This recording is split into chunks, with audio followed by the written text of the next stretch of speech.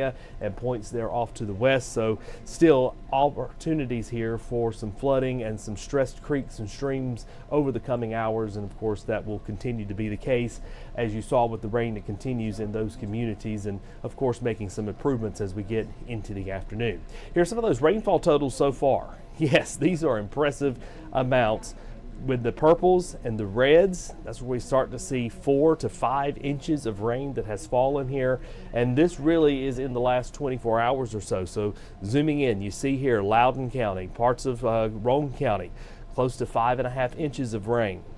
Accumulating rainfalls for parts of Maryville back over to Wallen, Townsend, you're looking at 4+ inches there. Accumulation in parts of Tellico Plains, 4 to 5 inches of rain has fallen over the past 24 hours. That's leading to the problems that we're seeing with these creeks and streams. The ground is saturated, so we've not been able to dry it out so that it can absorb more water. The ground acts like a sponge, if you will, and you know what a sponge does. If you get it too wet, it just drips out. So that water can't get back into the sponge, which is the soil right now, and that's why we lead to some of these runoff issues. Here's some other communities looking at those rainfall totals here. Coming into the Knoxville area, close to 5 inches for South Knox County. Parts of over to Dandridge and the Newport area, close to 4, if not 3.5 to 4 inches in those communities as well. So another area of concern is off to the north there, accumulating rainfalls. Look at this, more than 6 inches just to the north of Wartburg there in southern Scott County. That's a tremendous amount of rainfall. We're going to see here in a minute how we have one of the rivers that's in this area still being stressed right now at a minor flood stage, but we'll look at that coming up in just a moment here, as that will be the case of the story throughout the rest of the day. And here's the broader perspective with some of those rainfall totals, again between 2 inches at best, so locally heavier amounts closer to 6, and in some areas around 3. So at least 2 inches across the entire region. So here's a look at those river levels right now as we have been looking at. Most of them are in the green. We do have yellows that have popped up on the map around Williamsburg and back over into the Oakdale community. That's where we have near flood stage right now with the rivers there, and in parts of Sevier County as well, looking at the French Broad River. There's also areas of concern back over into the Newport area with the French Broad River, and also the Pigeon River going through the city of Newport. They're seeing some higher levels. We don't think the Pigeon River is going to be of the most concern because it should stay well within the banks and not bother any of the folks that need to be driving around there or coming up into your backyards. However, a minor flood stage is forecast for the French Broad River near Newport. This is expected to crest at about 9 feet, and this should happen about 2 o'clock in the morning. So this is something we'll watch closely here as the river rises from all of that rain that's accumulated into the mountains and just pushed down into the valley and into the rivers. All that still has to flow downstream. So that's why we still have to wait and see what happens in the coming hours once all of that moisture does manage to get there.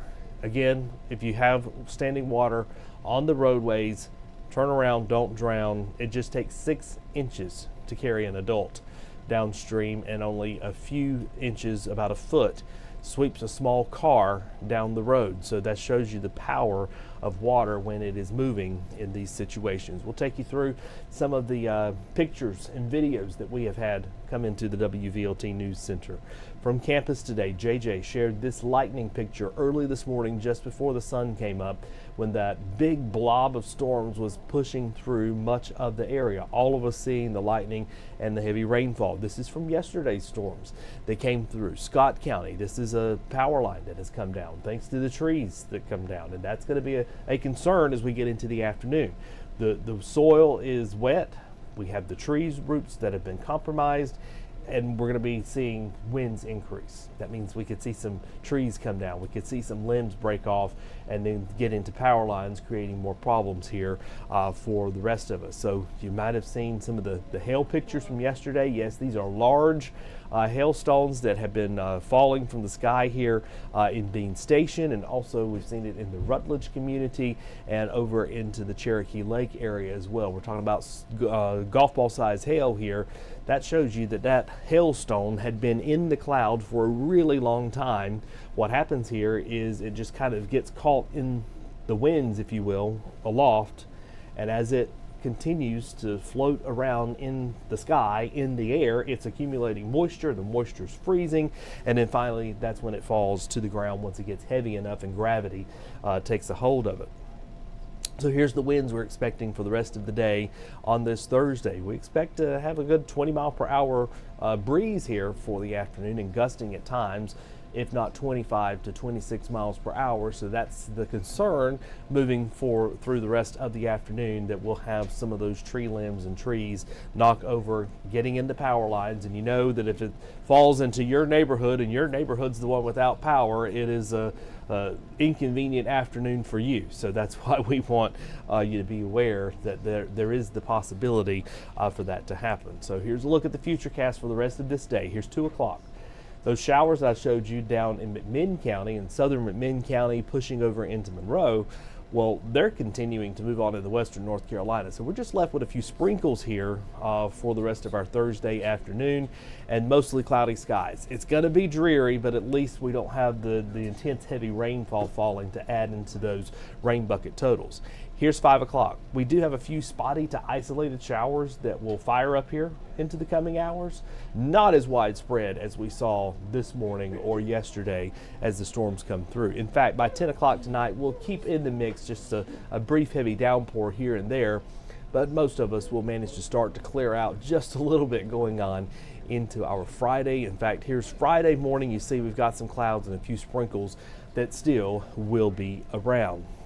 Something you're going to notice on Friday is we're going to be a little bit cooler. Look at 1 o'clock in the afternoon. About 75 degrees is where we're going to be in Knoxville. 67 Crossville. You'll notice the temperatures starting to fall here going into the latter part of the evening, and as we get into our Saturday morning, we're going to wake up in the 40s across the board. So a cool weekend is ahead with temperatures that will stay into the 70s for afternoon highs, upper 60s to near 70, and overnight lows a bit chilly as well. You'll need to get that sweater back out if you have some early morning plans on Saturday to walk the dog or something like that. But again, warming up as we go into Mother's Day afternoon, back into the upper 60s to near 70 once again after a chilly start. If you're headed out the door for church on Sunday morning, you'll definitely need that jacket as well. So that's a look at what's going on. Wind gusts right now are relatively calm. You see here from Athens over to Madisonville about a 15 mile per hour wind gust, and that's where those storms continue to be right now, at least for the coming time frame. We're going to have that moderate to heavy rainfall there. I'll take you back as we go forward here back to the live radar, and we'll check on where those light to moderate showers are moving through right now. And of course, at times, as you see there, bringing up some pretty heavy winds. We've talked about the threats for flooding that we have going on into the afternoon. That threat is still going to be there, especially in the southernmost communities where we still expect rain to accumulate here from this 2 to 3 inches that we have had over the past 24 to 48 hours. We're adding a little bit to the rain bucket down to our south, but not quite as much as we have seen over the coming days. There's that flooding threat in Pigeon Forge where the greenway is covered there. You see the river spilling out of the banks onto the greenway. You have to have a boat to get down to this afternoon if you're going to be walking along the river walk in Pigeon Forge. And we take you back to the live radar. There's that light to moderate rain moving through parts of, say, Loudoun County right now. It's lighter in Maryville to Knoxville, Oak Ridge, Kingston, and we do have that getting closer and closer to Pigeon Forge. You've been dry for a little while now, but you're going to see some of those sprinkles start to move back into play here. And right now, the heaviest of the rain is in McMinn County from Athens over to Tellico Plain, so you'll add into the rain buckets there as well. And of course, we do have those flood advisories and issues that have been put out by the National Weather Service for the southern communities there, because we do expect some of those runoff issues to be happening. We're going to have the latest on WVLT News later on today when we get into the noon hour, and then of course this evening we'll be talking about the lighter chance for storms. But for now, the severe threat for storms, the first alert weather day has come to a close. All that's left will have these little small runoff issues here and there, not expecting any major flooding from any of the rivers across the area as they continue to collect all of the rain that came through. So that's the story, and I'm Kyle Granger at WVLT News.